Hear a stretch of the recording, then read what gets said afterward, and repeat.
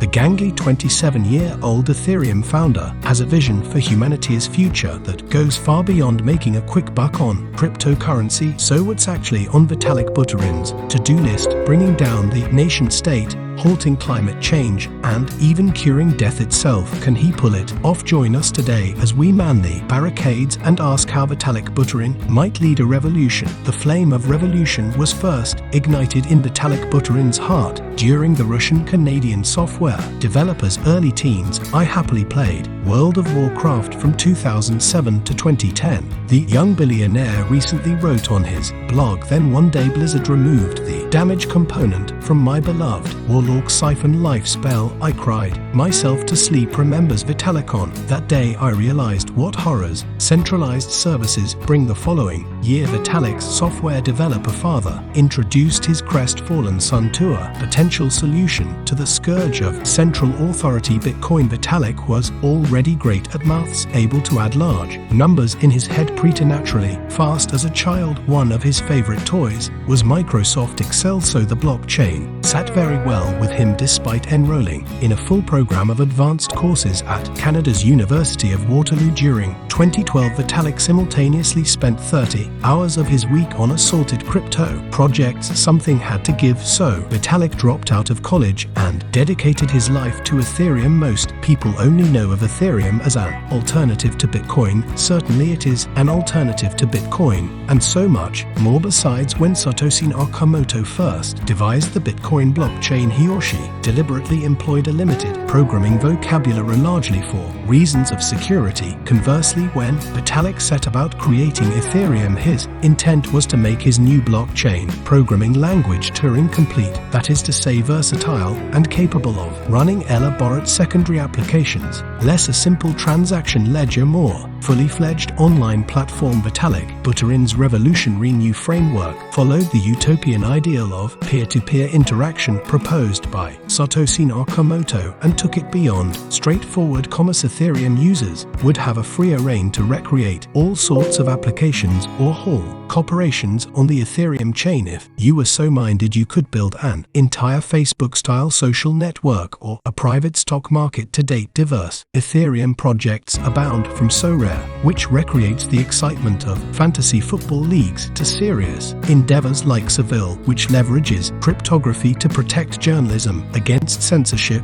and the erosion of professional standards. Why is all this important to Vitalik? Because the blockchain takes trust as a service away from big powerful legacy institutions like banks and hands it back to the community. That's quite revolutionary in itself. Still salty about his little Warcraft man, Vitalik told Wired magazine, "I saw everything to do with either government regulation or corporate control as just being plain evil, and I assumed that people in those institutions were kind of like Mr. Burns, sitting behind their desks saying, 'Excellent, how can I screw 1,000 people over this time?' Revolution is inevitable, you see, because helping the little guy in Vitalik's view necessarily means extracting authority from those who currently exercise it. Power is a zero-sum game, he told Ken Beek. If you talk about empowering the little guy as much as you want to couch it in flowery terminology, you are necessarily disempowering the big guy. Personally, I say screw the big guy, they have enough money already, as well as his uncanny intellect." Akali describes Vitalik as a genius alien. Our favorite revolutionary is not afraid to start beef. He's very publicly called out Bitcoin evangelist Craig Wright as a fraud and a scammer for claiming to be the real Satoshi Nakamoto, and traditional real-world institutions already starting to recognize his important work with Visa, JP Morgan Chase, UBS, and MasterCard investing significant sums in Ethereum projects during 2021. Vitalik has not only engineered a platform for new kinds of interactions,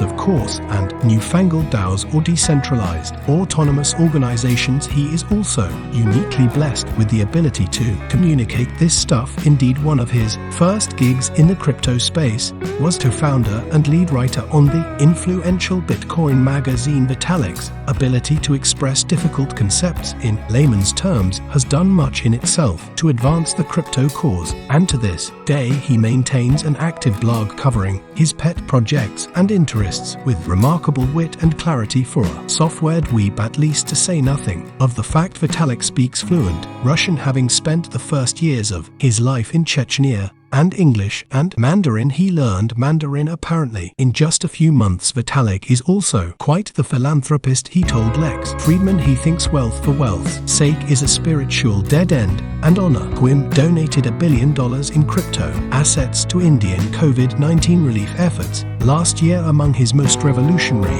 wheeze is the idea that nation-states are long past their prime. Countries, he writes, are inefficient and slow-moving. It's easier to find a single city where there is public interest in adopting any particular radical idea, he claims in a recent blog, than it is to convince an entire country to accept it. So charter cities think places historically along the lines of Hong Kong or Dubai are the future of innovation, says Vitalik, and the next generation of Hong Kongs and Dubas will be underpinned by the flexibility and nimbleness of the Ethereum blockchain. Reno, Nevada has already explored blockchain technology, making use of public funding DAOs by renting out empty state-owned properties and even running casino games on blockchain-based random number generators. Beyond such shallow gimmicks, blockchains can improve governance in important ways. Blockchains are by their very nature transparent, so government fraud and collusion would be harder to pull off because all the business of state would be carried out in the open. If you think that sounds far-fetched, you're in good company. Although he describes himself